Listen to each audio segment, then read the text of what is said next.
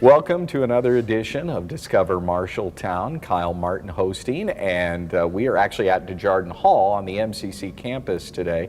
And with us we have City Administrator Jessica Kinzer and Police Chief Mike Tupper. And the reason we are here is because recently, on April 2nd, I do believe, there was a forum out here called Vision to Vitality Forum on the MCC campus. And maybe Jessica can start. Jessica, tell us a little bit about the Iowa Business Council, and I guess why did we have this forum out here? Well, we really had this forum courtesy of Unity Point Health. The Iowa Business Council is made up of the largest employers in the state, of which Unity Point Health is, and our hospital here in Marshalltown is operated and owned by Unity Point. And so the Iowa Business Council has various goals about how we improve our state and what we should be doing benchmarks about what we should be striving for. And diversity is one of those things where they've made it a focus, because we are not a very diverse state as the whole. But that is something that definitely drives making people feel more welcome here in Iowa. And they called Marshalltown and said, we hear Marshalltown does some things well when it comes to diversity, and we'd like to know more. Yeah. Chief Tupper, you want to add to that a little bit? You were here, and I guess how was it attended? And we had many panelists talking about our the diversity not only in the community but within their respective workplaces. Yeah, it was well attended. It was a great investment of time. A lot of really good questions, good discussion. What I was struck by the most was how positive the conversations were, because in the current political environment that we deal with, sometimes you have these types of meetings and it's not always so positive. Right. It was a very positive discussion, a great discussion, and I think Marshalltown's very fortunate to be able to have these type of discussions, and we're very fortunate here to have the great diversity. Absolutely. So how many panelists in all was it up here on this stage that we're sitting on? Okay, so how many panelists were represented? Do you know? I was one of four. There was the CEO of the Allen Health Waterloo region, Pam Delagardelle, Nico Aguirre from JBS, and Dr. Theron Schutte from Marshalltown Community School District. Sure. Chief Tupper visiting with us today. Chief, when we talk diversity, for folks, that is a broad term, but discuss what diversity maybe means to you.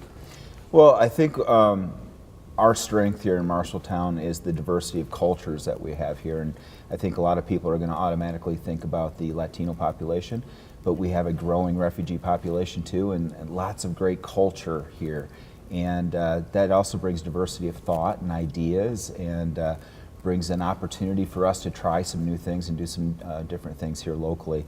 One of the reasons I chose Marshalltown 7.5 years ago was the diversity, because Marshalltown looks like the rest of the world, and I think that's a great opportunity for us as a community, and certainly for our business community. Yeah, absolutely.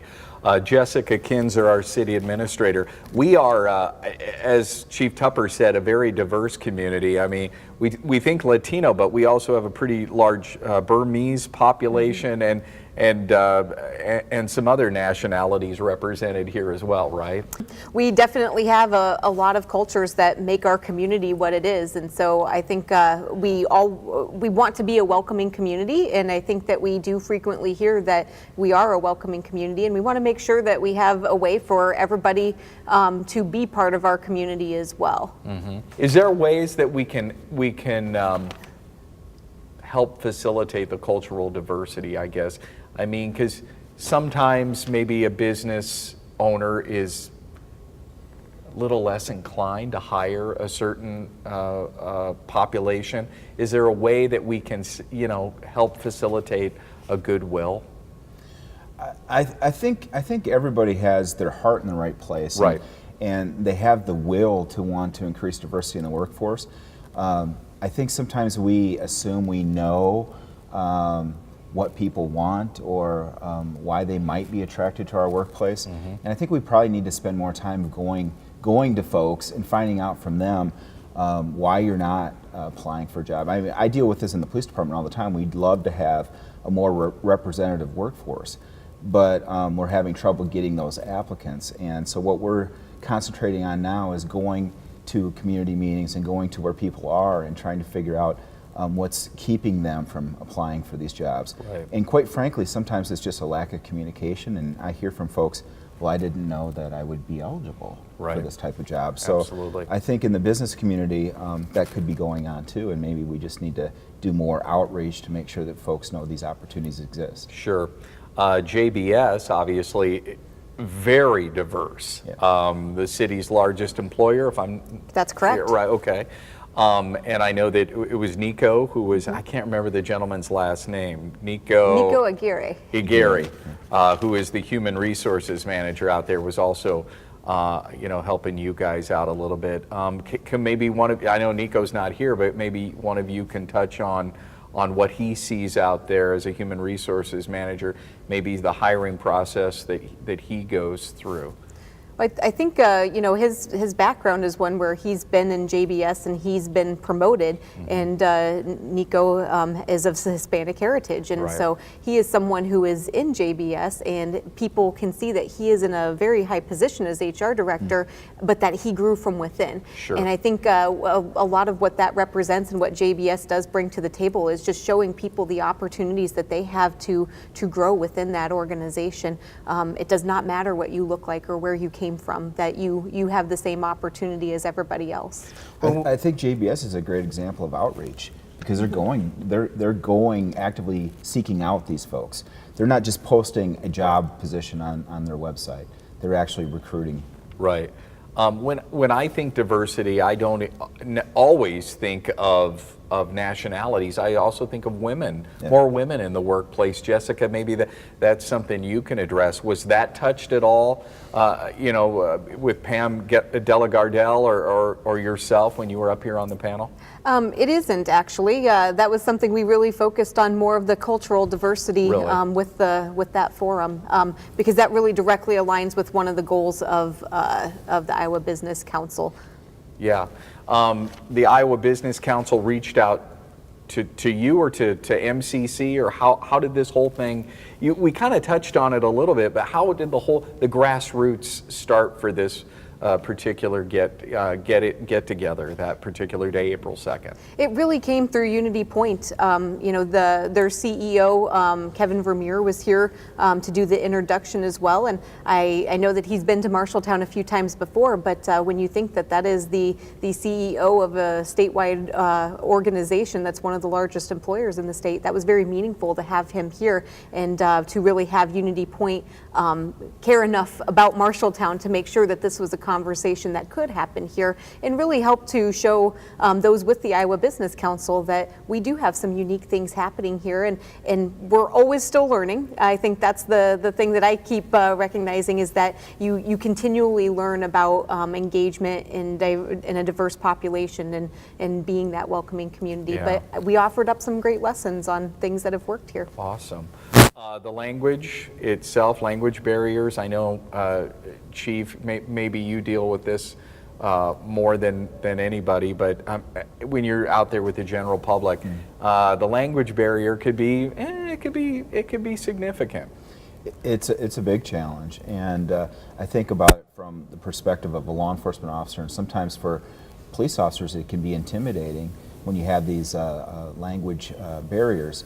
Imagine what it's like on the other side, though, for the person that's trying to communicate with Absolutely. local government, and language is a big challenge for them as well. So I think the community does a pretty good job of trying to address these language challenges, but there's still work to be done. And you mentioned the folks coming here from the Burma area of the world. Yeah. All the different languages and dialects, by the way, create a lot of different challenges. Even when we use professional language line services, sometimes it's difficult to find the interpreter that we need for all those different dialects. Yeah, I know Dr. Theron Schutte, the school superintendent, isn't here today, but as an educator, I cannot imagine. I mean, I've gone into the grade schools and I've talked to some of the grade schools. I know you've done career days and such like that. So many different languages being spoken within our grade school system here, and to educate those youngsters, I won't say American style, but they're completely learning something different. The teachers are trying to teach a curriculum that maybe they didn't go to school for. I know Dr. Theron Schuette's not here today, but I cannot imagine being an educator in a diverse population like this. I mean, my hat goes off to him. So why don't we go ahead and we're going to take a commercial break, and we'll be back with more Discover Marshalltown right after this.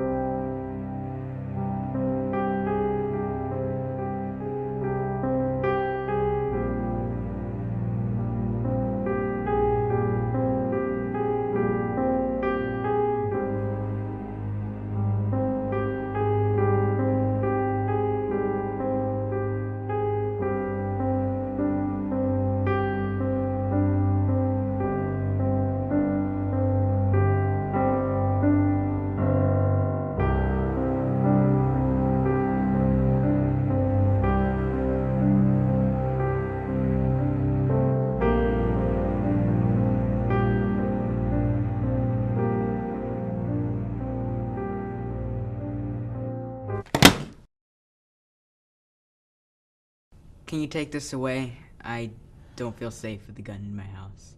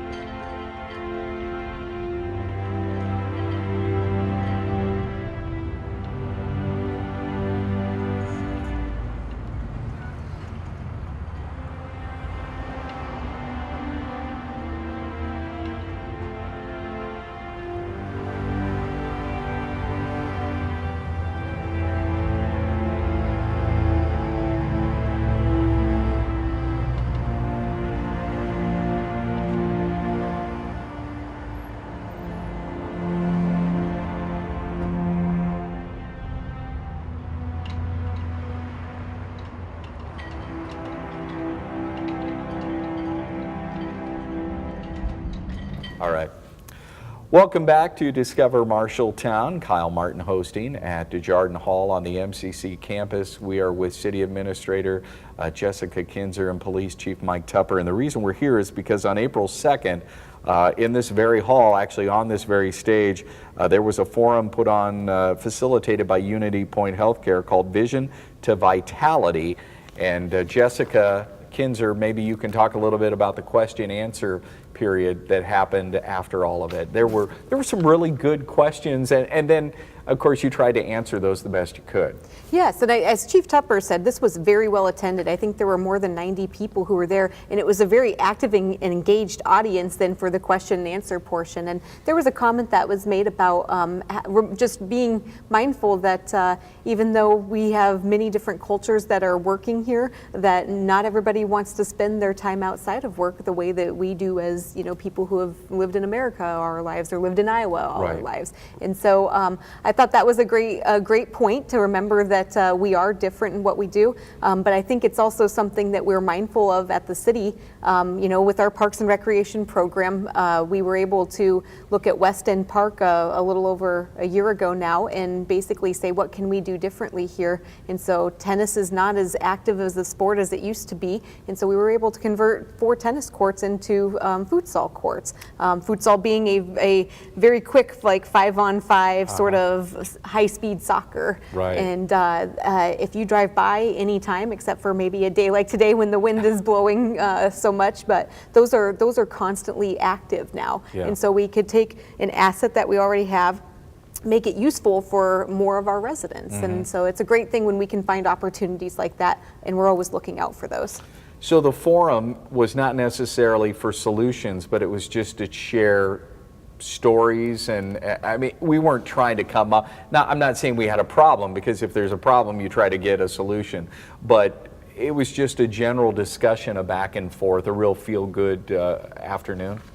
Yeah, it was a great discussion, and I was really pleased with a lot of the comments and ideas, and people wanting to reach across the aisle, I guess, so to speak, to other cultures and learn more about how we can be inclusive. And I think sometimes we can confuse the terms. We don't want to exclude people, right. And I don't think we do exclude people here. But if we're going to truly include people, we have to do like City Administrator Kinzer said, find out from folks what they want and what they need, and then try to work to meet those needs. Right, right. So are we going to possibly have another forum? Is there anything else in the works that either one of you know about here locally? Somewhere down the road, maybe? Not that I'm aware Okay, of, but it could happen. I can say that the Iowa Business Council was very impressed with the turnout that we had here and the level of discussion. And so hopefully this sparks their interest in coming back here for another forum, maybe on another topic, or to continue to follow, what we're doing as a community and communicate our message about how to be a very successful, diverse community in Iowa. Yeah. Let's touch a little bit about the tornado, if we could. July 19th changed the landscape, obviously, of downtown, and we're still in the recovery mode. But one of the things, and I was on the radio when a lot of that happened, one of the things that I noticed a day, or even that day, or 2 days later, were people helping people. There were no languages. There was no skin color. There were no differences. That was human helping human. And you saw that probably more than anybody. Well, and I think that's what Marshalltown's known for, though, right? We come together as a community. We're Marshalltown strong. We always help our neighbors. I think we do those things really well, and I think the tornado was a great example of that, and certainly amplified our strengths as a community. But it was nice to see people helping people. And what I have learned as a short-time resident here in Marshalltown is when we reach out to the immigrant population, they want the same things everybody else wants. They want safe neighborhoods, they want a good job, they want to send their kids to safe schools and help their kids get an education and hopefully allow their kids to have something better than what they had. So right.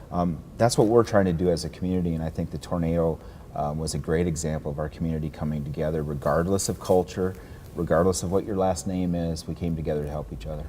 You know, one of the things that I've noticed in the time that I've been within this community is we talked about the diverse population, but also that population being business owners and operating businesses downtown or throughout the community. I am completely blown away that this community has so many diverse, either whether it be food establishments or like ballrooms or other establishments that are run by people that are originally from other cultures. Mm-hmm. I mean, do you see that as a city administrator? Obviously you did when you came here. Yeah, I think that's one of the things that I noticed instantly is downtown Marshalltown is a very vibrant place, and it's because you have so many cultures who have said, we have a business that and there's a need in the community and we have a business that can meet that need. Right. And so as downtown was heavily damaged by the tornado and there's still a lot of recovery being done, and that's where, there's a number of grant programs that we have out there right now as well, and we're really striving to make sure that everybody recovers together, Yeah. that we want to see all of downtown Marshalltown come back stronger than it was before, and have that thriving business community again. Yeah, absolutely. And Jessica, I can ask you the same question that I asked Chief Tupper a little while ago. Is the language barriers sometimes? Do you have to get some folks that come in and maybe help you guys figure out what folks are asking or what they're concerned about? Do you have to get interpreters, I guess, to try to figure out what these folks are trying to tell you? Yes, and so this comes into play kind of in two ways in sort of the daily business of the city. Sure. Where we have one of the best employees at City Hall who she is our go-to, and she's very awesome. But then we can also she helps us very much in translating different things. We've done a number of public open houses for different studies and things over the last year, and we want everybody there. We don't want to exclude somebody just because we're putting out a flyer in English, and so we want to make sure that people know that they have opportunities to participate, and that we have a great resource at City Hall. I wish we had more. I think that's as Chief Tupper said, that's the struggle. Is we certainly want people who have skill sets in different languages that match our community and have experience with those cultures as well. And so we struggle there, but we do the best we can with what we really have, and that is just trying to do what we can to make sure we are giving everybody the same information and not just communicating with only English speakers. Right, and I'll follow up with, like you said, the grant programs. That grants alone could be tough to write in English or to figure out in English. I cannot fathom trying to figure it out if you don't necessarily understand it. So that's where those tools, those folks helping you out to interpret, help them interpret what was going on. I think those tools are invaluable. Yeah, and we have a great resource downtown with Iowa Valley Community College and the Education and Training Center. Right. And so that's where we've kind of formed a new little partnership there as we talk about these grant programs, that who could help be that resource in making the connections, helping provide some education about here's what's available. And so we've started kind of down a new path with a new partnership that is already downtown, which is what a lot of these grants are focusing on. Yeah. Some of the businesses in town are experiencing somewhat of a labor shortage. I don't think we are unique. No. I don't think our community is unique in that aspect, but obviously there's folks out there that want to work, but like you said, there could be an issue where they don't understand, we don't understand them. I love that we are trying very hard to reach out to these folks and go, look, hey, we've got a job here, and we need to do, like you said, reach across the aisle a little bit more to these folks, because there is a labor shortage no matter where you go, whether it be restaurants or car washes or whatever. There are jobs out there, and some of these folks maybe are a little concerned or afraid to try to get those jobs. Well, and there may be legal obstacles to them being able to obtain those jobs Sure. too. So, I understand that. And I think if we want our communities to grow, if we want our state to grow, we maybe have to have a broader discussion about how we embrace immigrant populations. They're here. Let's find a way to allow them to work legally. Let's look at comprehensive immigration reform and be more active politically in trying to solve some of these problems. JBS has just a great, fantastic workforce. I am always blown away. We talked a little bit about the tornado, but what JBS went through with the tornado, I mean, their refrigerator unit, huge hole ripped in it, and the next day or 2 days later, they're out grilling pork burgers at the Y. Blown away.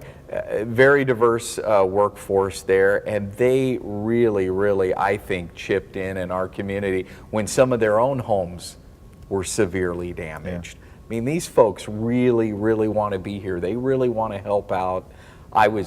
This is just me on my soapbox. I was completely blown away. Yeah. by that pork burger.